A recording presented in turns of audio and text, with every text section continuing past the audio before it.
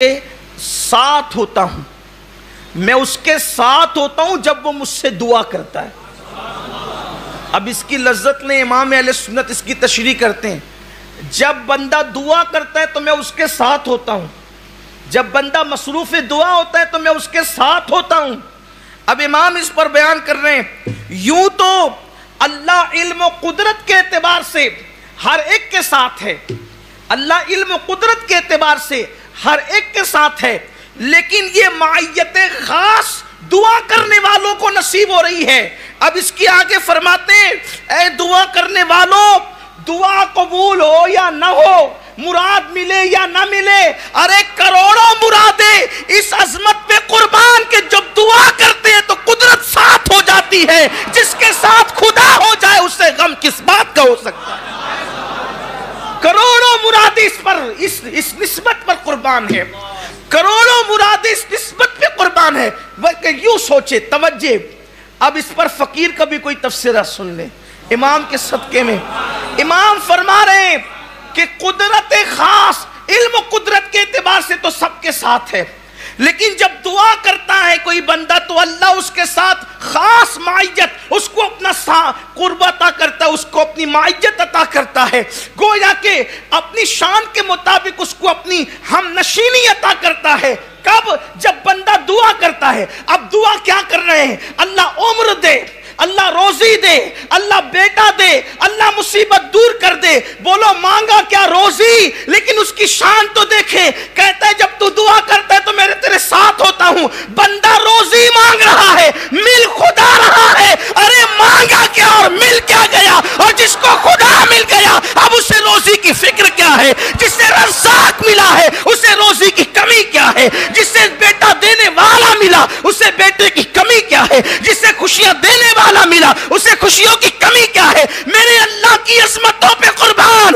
مخلوق کو مانگا خالق مل گیا۔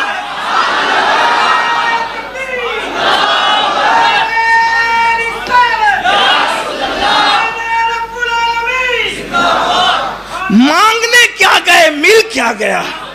لیکن کوئی مانگے تو صحیح، اقبال کہہ رہے ہم تو مائل بکرم ہیں، کوئی سائل ہی نہیں، ہم تو مائل بکرم ہے، کوئی سائل ہی نہیں، راہ دکھلائے کسے راہ روے منزل ہی نہیں۔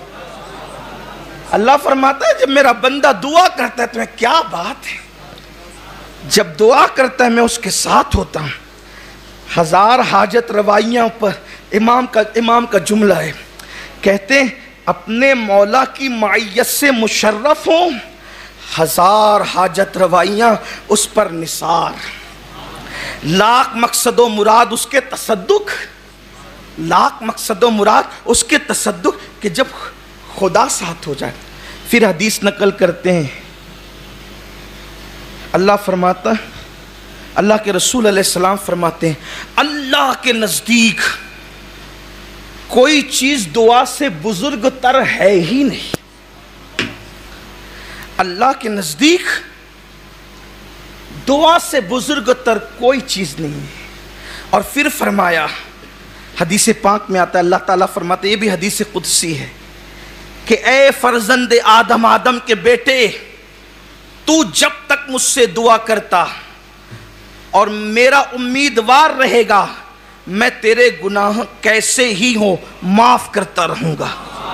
اور پھر کہتا ہے مجھے کچھ پرواہ نہیں، پتہ چلا دعا کرنے سے مرادیں تو ملتی ہے، گناہ بھی معاف ہوتے ہیں، اور جب تک دعا کرتے رہو گے گناہوں کی مغفرت ہوتی رہے گی۔ پھر اس کے بعد حدیث پاک میرے آقا فرماتے ہیں، دعا سے کبھی رکنا مت، سرکار ترغیب دے رہے ہیں، دعا سے کبھی رکنا مت، دعا سے کبھی عاجز مت ہونا، اس لیے کہ جب تک بندہ دعا کرتا رہے گا وہ کبھی ہلاک نہیں ہوگا، جب تک بندہ دعا کرے گا ہلاک نہیں ہوگا۔ پھر میرے آقا فرماتے ہیں، دعا مومنوں کا ہتھیار ہے، دین کا ستون ہے، آسمان و زمین کا نور ہے۔ اور پھر اب میرے آقا فرماتے ہیں، اب دعا کی برکت کیا ہے؟ فرماتے ہیں جو بلا اتر چکی ہماری قسمت میں، جو بلا لکھی ہوئی ہے، بلائیں لکھی، مصیبت، مثال کے طور پہ اس کا ایکسیڈنٹ ہوگا، اس کو چوٹ آئے گی، اس کی آنکھ پھٹے گی، اس کی روزی تباہ ہوگی، اس کا مال ضائع ہوگا، اس کا بیٹا مر جائے گا، وغیرہ وغیرہ جو بلائیں اتر چکی اللہ رب العزت۔ لیکن یہ بات کہہ رہا ہوں کہ وہ قضائے مبرم حقیقی کے متعلق نہیں کہہ رہا ہوں، بلکہ شبیہ مبرم یا اور جو تقدیر کی قسمیں بیان کی گئی ہے، قضائے مبرم حقیقی کے علاوہ کی بات کر رہا ہوں، صرف اہل علم کی طرف، ورنہ آپ یہ نہ کہیں کہ دعا کو آپ نے اتنا کیسے بڑھا دیا، واللہ ہم کون ہوتے بڑھانے والے، یہ تو مصطفیٰ جان رحمت بیان فرما رہے ہیں۔ فرماتے ہیں میرے آقا علیہ السلام جو بلا اتر چکی اور جو ابھی نہ اتری، دعا کی برکت سے وہ سب کے سب دفع ہو جاتی ہے۔ دعا ان سب کے لیے، دعا ان سب کے حوالے سے نفع بخش ہے، یعنی جو بلا اتر چکی ہے وہ بھی ٹل جاتی ہے دعا کی برکت سے، اور جو اترنے والی ہے وہ بھی ٹل جاتی ہے۔ میرے آقا مصطفیٰ جان رحمت صلی اللہ علیہ وآلہ وسلم